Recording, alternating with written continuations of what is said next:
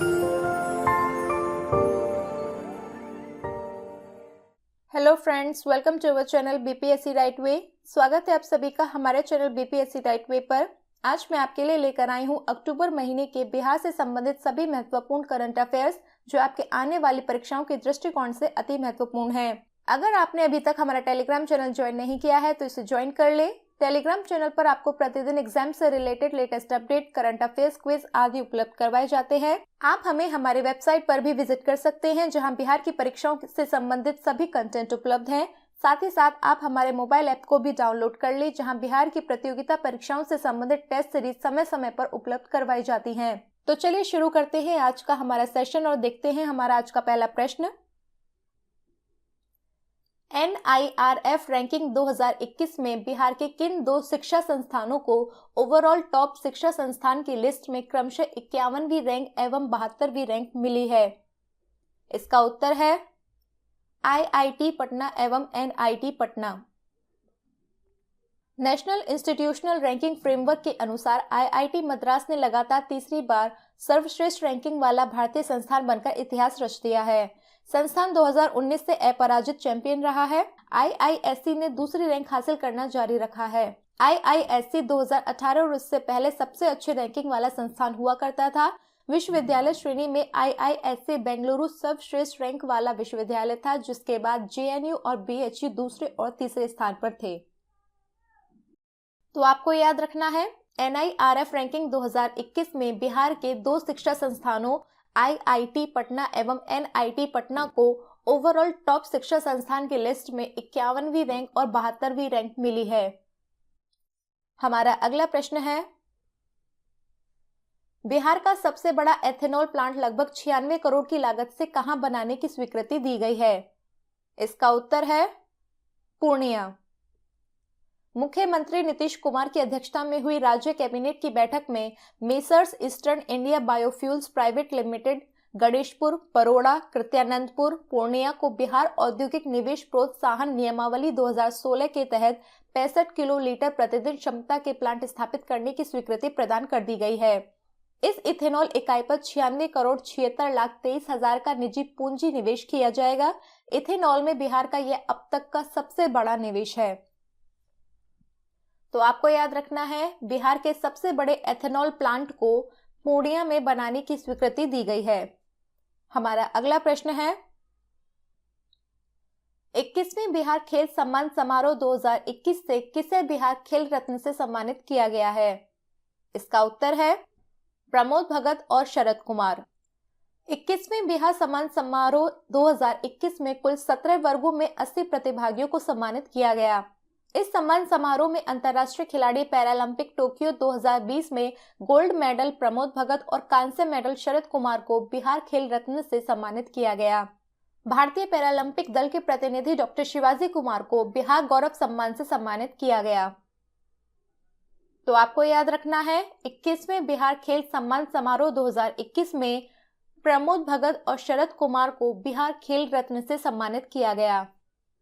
हमारा अगला प्रश्न है, राष्ट्रीय अध्यापक वैज्ञानिक परिषद ने साराभाई अध्यापक वैज्ञानिक राष्ट्रीय मानद पुरस्कार 2021 किसे प्रदान किया है? इसका उत्तर है आनंद कुमार। सुपर 30 के संस्थापक और गणितज्ञ आनंद कुमार को गणित सिखाना आसान बनाने एवं गरीब बच्चों को IIT के प्रवेश परीक्षाओं में सफल बनाने के लिए राष्ट्रीय अध्यापक वैज्ञानिक परिषद ने साराभाई अध्यापक वैज्ञानिक राष्ट्रीय मानद पुरस्कार 2021 प्रदान किया है। गुजरात के रमन विज्ञान एवं प्रौद्योगिकी फाउंडेशन ने अध्यापकों के बीच वैज्ञानिक सोच विकसित करने के लिए NCTS की स्थापना की, जिसका मुख्यालय दिल्ली में है।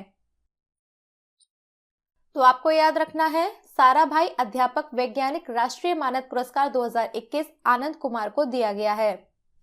हमारा अगला प्रश्न है,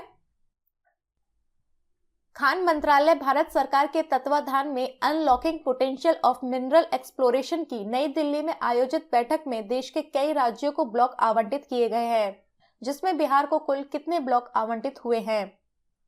इसका उत्तर है 4। ये ब्लॉक औरंगाबाद, गया, सासाराम जिलों के अंतर्गत हैं। औरंगाबाद और गया जिला में पोटाश एवं सासाराम में निकेल क्रोमियम के भंडारण हैं। ये तमाम जानकारी मिलने के बाद भारत सरकार के संसदीय कार्य व कोयला एवं खान मंत्री प्रहलाद जोशी ने तीनों जिलों के 4 ब्लॉक से संबंधित बुकलेट बिहार के खान मंत्री जनक राम को सौंपा। बिहार के खान और भूतत्व मंत्री जनक राम ने कहा कि बिहार में क्रोमियम और पोटेशियम भारी मात्रा में मिले हैं। तो आपको याद रखना है, खान मंत्रालय भारत सरकार के तत्वाधान में unlocking potential of mineral exploration की नई दिल्ली में आयोजित बैठक में बिहार को 4 ब्लॉक आवंटित हुए हैं। हमारा अगला प्रश्न है, बिहार से किसे all India council for technical education की ओर से छात्र विश्वकर्मा अवार्ड से नवाजा गया? इसका उत्तर है आकांक्षा श्रीवास्तव। पटना की आकांक्षा श्रीवास्तव को शिक्षक दिवस के अवसर पर नई दिल्ली में all India council for technical education की ओर से छात्र विश्वकर्मा अवार्ड से नवाजा गया। अवार्ड में प्रशस्ति पत्र और 51,000 रुपए नकद दिए गए। आकांक्षा ने एक ऐसा रोबोट बनाया जो मरीज के पास पहुंचे बिना मरीज का blood pressure, oxygen level, pulse rate, ECG आदि कई तरह की जांच करता था। आकांक्षा ने दिल्ली में अपने आविष्कार मेडी रोबोट का प्रदर्शन भी किया। तो आपको याद रखना है, all India council for technical education की ओर से छात्र विश्वकर्मा अवार्ड आकांक्षा श्रीवास्तव को दिया गया है। हमारा अगला प्रश्न है, बिहार के शहरी निकायों में अगले 2 सालों में करीब कितने कॉमन सर्विस सेंटर खोले जाएंगे? इसका उत्तर है 2000। बिहार के शहरी निकायों में अगले 2 सालों में करीब 2000 कॉमन सर्विस सेंटर खोले जाएंगे। इसका संचालन राष्ट्रीय शहरी आजीविका मिशन की स्वयं सहायता समूह की महिलाएं करेंगी, जिन्हें डीजी सखी के नाम से पुकारा जाएगा। 10वीं पास इन महिलाओं के समूह को प्रशिक्षित कर उन्हें कॉमन सर्विस सेंटर के संचालन की जिम्मेदारी दी जाएगी। यह समूह अपने वार्ड में लोगों को कॉमन सर्विस सेंटर के माध्यम से बुनियादी सुविधाएं मुहैया कराएंगी। तो आपको याद रखना है, बिहार के शहरी निकायों में अगले 2 सालों में करीब 2000 कॉमन सर्विस सेंटर खोले जाएंगे। हमारा अगला प्रश्न है, यूपी की एग्रो एनवायरमेंटल डेवलपमेंट सोसाइटी की एग्जीक्यूटिव कमेटी के 5वें अंतर्राष्ट्रीय कॉन्फ्रेंस में किसे यंग वुमेन साइंटिस्ट अवार्ड दिया गया? इसका उत्तर है डॉक्टर शालिनी कुशवाहा। यूपी की एग्रो एनवायरमेंटल डेवलपमेंट सोसाइटी की एग्जीक्यूटिव कमेटी के 5वें अंतर्राष्ट्रीय कॉन्फ्रेंस में MDDM कॉलेज के गृह विज्ञान विभाग की प्रोफेसर डॉक्टर शालिनी कुशवाहा को यंग वुमेन साइंटिस्ट अवार्ड दिया गया है। यह कॉन्फ्रेंस 5 से 7 अगस्त तक हुआ था, जिसमें उनका चयन किया गया। डॉक्टर शालिनी कुशवाहा इस कॉलेज के गृह विभाग में साल 2018 से असिस्टेंट प्रोफेसर के पद पर कार्यरत है। यह अवार्ड उन्हें फूड एंड न्यूट्रिशन में योगदान के लिए दिया गया है। तो आपको याद रखना है, यूपी की एग्रो एनवायरमेंटल डेवलपमेंट सोसाइटी की एग्जीक्यूटिव कमेटी के 5वें अंतर्राष्ट्रीय कॉन्फ्रेंस में डॉक्टर शालिनी कुशवाहा को यंग वुमेन साइंटिस्ट अवार्ड दिया गया है। हमारा अगला प्रश्न है, ग्रामीण घरों में नल जल कनेक्शन देने में बिहार का प्रदर्शन क्या रहा है? इसका उत्तर है देश के टॉप 4 राज्यों में शामिल। जल जीवन मिशन के तहत ग्रामीण घरों में नल जल कनेक्शन देने में बिहार देश के टॉप 4 राज्यों में शामिल हो गया है। बिहार में 1.84% घरों में कनेक्शन के साथ 2019 में इस योजना की शुरुआत हुई थी, जो अब 86.96% ग्रामीण घरों तक पहुंच चुकी है। देश भर में उपलब्ध कराए गए 4.73 करोड़ नल के पानी के कनेक्शन में से 1.46 करोड़ बिहार में है। ताजा आंकड़ों के मुताबिक गुजरात में 84.06%, महाराष्ट्र में 65.08% और तमिलनाडु में 34.74% घरों में ही नल का जल पहुंच पाया है। तो आपको याद रखना है, ग्रामीण घरों में नल जल कनेक्शन देने में बिहार देश के टॉप 4 राज्यों में शामिल हो गया है। हमारा अगला प्रश्न है, बिहार राज्य आपदा प्रबंधन प्राधिकरण का उपाध्यक्ष किसे नियुक्त किया गया है? इसका उत्तर है डॉक्टर उदयकांत मिश्र। बिहार राज्य आपदा प्रबंधन प्राधिकरण के सदस्य उदयकांत मिश्र को 12 सितंबर के प्रभाव से अगले 5 वर्ष या अगले आदेश तक जो भी पूर्व घटित हो को प्राधिकरण का उपाध्यक्ष नामित किया जाता है। उदयकांत मिश्र वर्तमान में बिहार राज्य आपदा प्राधिकरण में बतौर सदस्य जुड़े हैं। तो आपको याद रखना है, बिहार राज्य आपदा प्रबंधन प्राधिकरण का उपाध्यक्ष डॉक्टर उदयकांत मिश्र को बनाया गया है। हमारा अगला प्रश्न है, बिहार के बक्सर जिले में कहां बायोगैस का प्लांट लगने का कार्य प्रारंभ होगा? इसका उत्तर है ब्रह्मपुर। GNIGPL ने इसको लेकर गेल इंडिया लिमिटेड के साथ करार कर लिया है। CBG को बनाने के लिए पुआल, गाय व भैंस का गोबर, मक्के का डंठल, मुर्गी फार्म के अपशिष्ट व कृषि कचरे के इस्तेमाल से यह गैस बनेगी। वर्ष 2022 में इस बायोगैस प्लांट से गैस का उत्पादन शुरू हो जाएगा। प्लांट के निर्माण पर 14 करोड़ खर्च होंगे।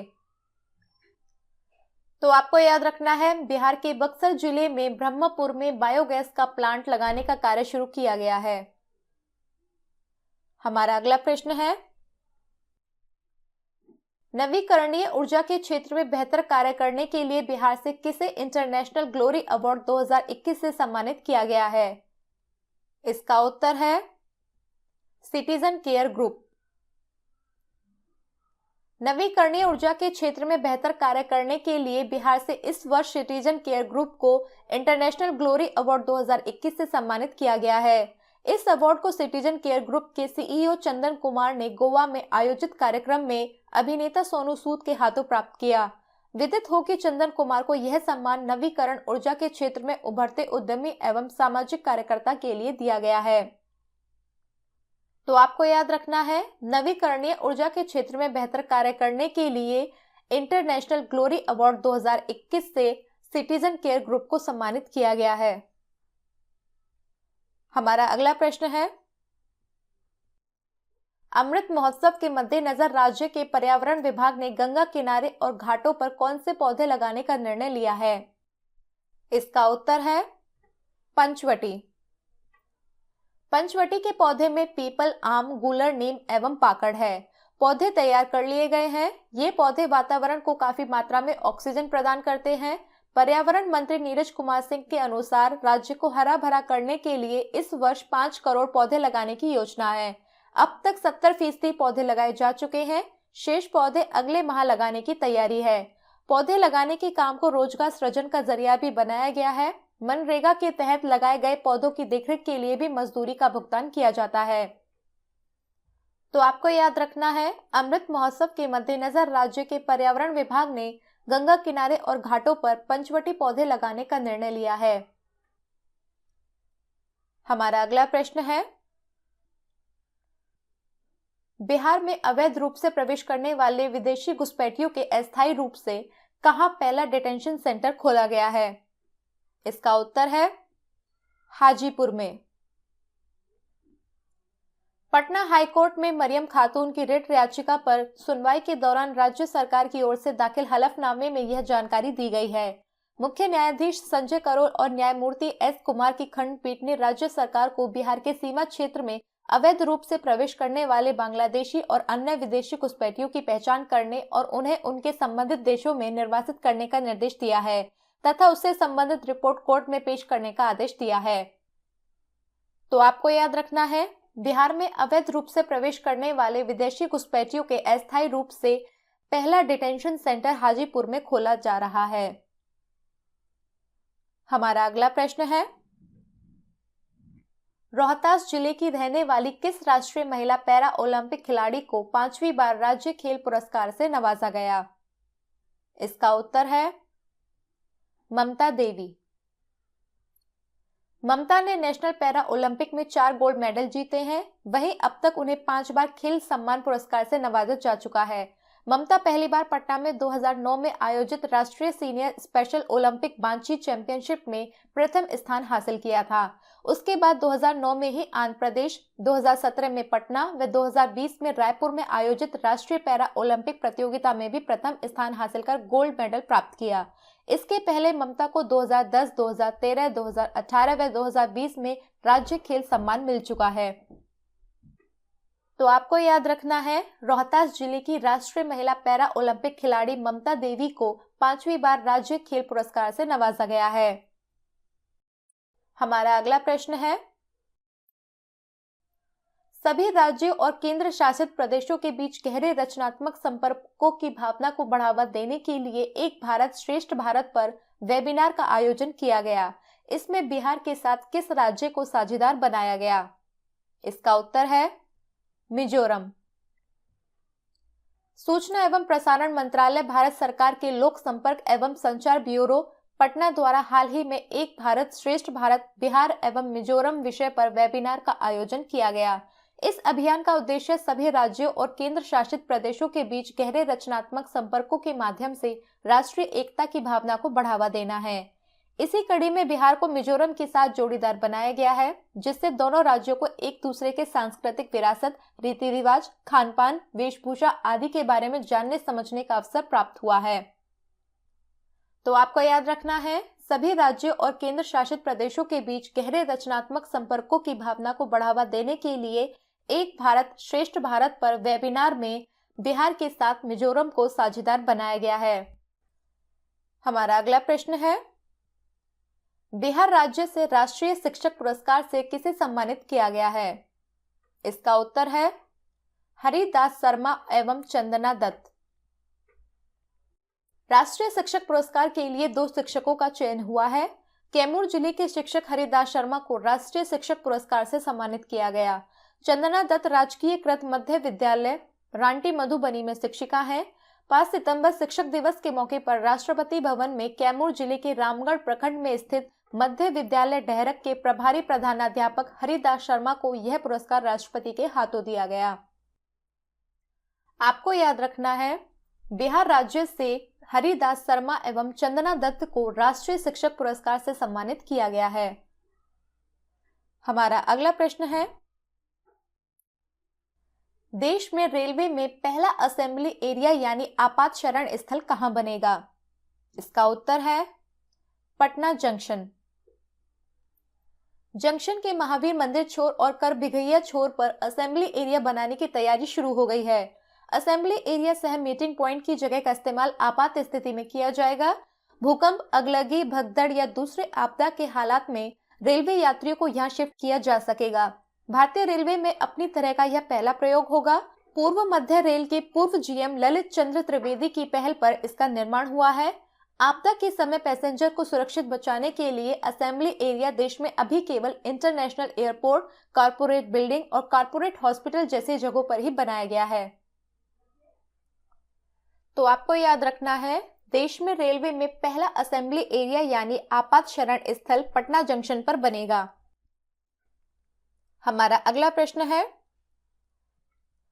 टोक्यो पैरालंपिक में ऊंची कूद T63 के बिहार के कौन से पैरा एथलीट ने 1.83 मीटर की कूद लगाकर ब्रॉन्ज मेडल अपने नाम कर लिया है? इसका उत्तर है शरद कुमार।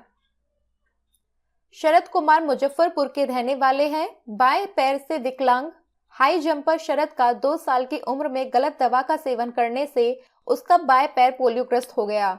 अब तक Sharad World Paralympic, World Athletics Meet, Asia Paralympic, World Athletics और रियो पैरालंपिक में भारतीय टीम का प्रतिनिधित्व कर चुके हैं। तो आपको याद रखना है, टोक्यो पैरालंपिक में ऊंची कूद में बिहार के शरद कुमार ने ब्रॉन्ज मेडल अपने नाम किया। हमारा अगला प्रश्न है, बिहार का पहला नगर वन कहां बनकर तैयार हो गया है? इसका उत्तर है गया। शहर के ब्रह्मयोनी पहाड़ी इलाके में 127 एकड़ भूमि पर 4.5 करोड़ रुपए की लागत से नगर वन बनाया गया है। वन विभाग ने नगर वन को ब्रह्म वन नाम दिया है। इस वन का मुख्य आकर्षण का केंद्र रॉक गार्डन है। देश भर में 19 जगहों पर नगर वन बनाए गए हैं।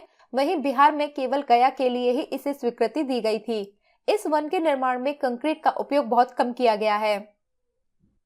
तो आपको याद रखना है, बिहार का पहला नगर वन गया में बनाया गया है। हमारा अगला प्रश्न है, शिक्षा के क्षेत्र में दुनिया के सबसे प्रतिष्ठित सम्मानों में से एक ग्लोबल टीचर अवार्ड के लिए भागलपुर से किसका चयन हुआ है? इसका उत्तर है सत्यम मिश्रा। वार्की फाउंडेशन की ओर से दिए जाने वाले अवार्ड के लिए भारत समेत 170 देशों के 50 शिक्षकों की सूची जारी की गई है।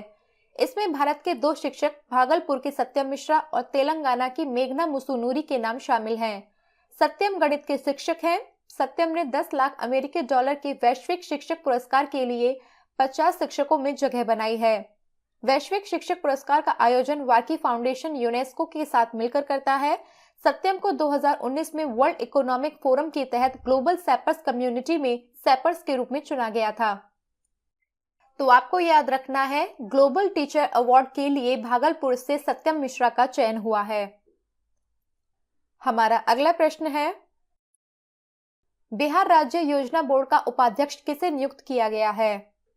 इसका उत्तर है बिहार के ऊर्जा मंत्री बिजेंद्र प्रसाद यादव।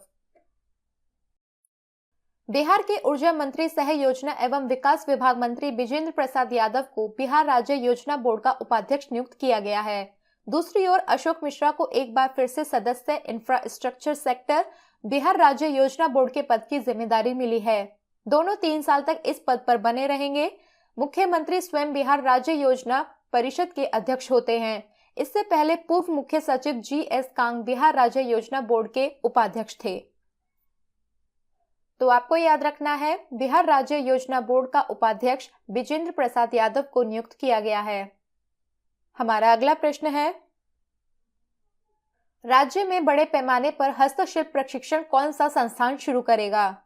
इसका उत्तर है उपेंद्र महारथी शिल्प अनुसंधान संस्थान।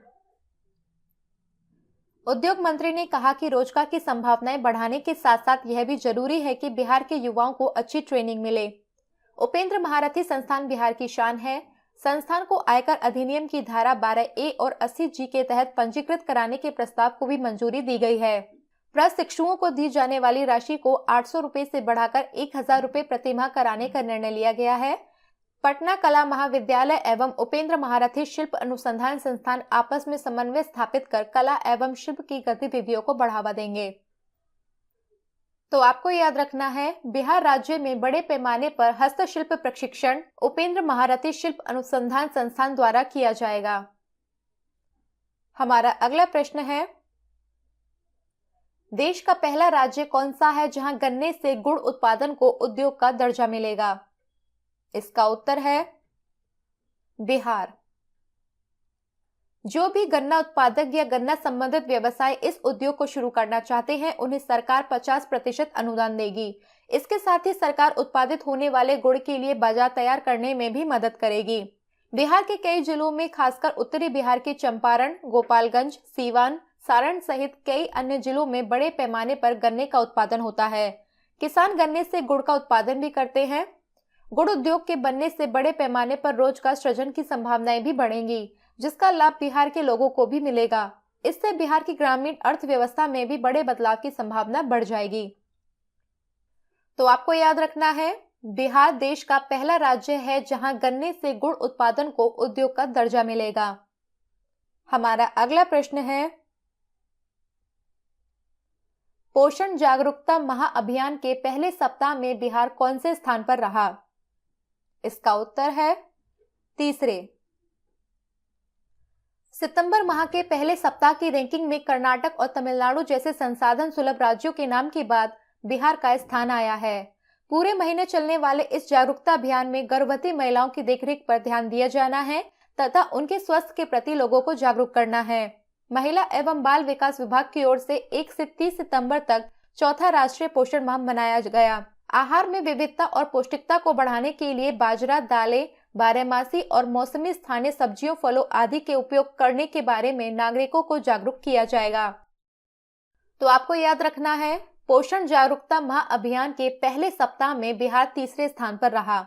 आज के लिए बस इतना ही। अगर आपको हमारी वीडियो पसंद आई है तो इसे लाइक करें और ज्यादा से ज्यादा शेयर करें। आप हमें हमारी वेबसाइट www.bpscrightway.in साथ ही साथ हमारे टेलीग्राम चैनल @bpscrightway ऑफिशियल पर विजिट कर सकते हैं। तो दोस्तों, आज के लिए बस इतना ही। जल्द ही मुलाकात होगी फिर एक नई वीडियो के साथ। तब तक हमारे साथ बने रहने के लिए आप सभी का धन्यवाद।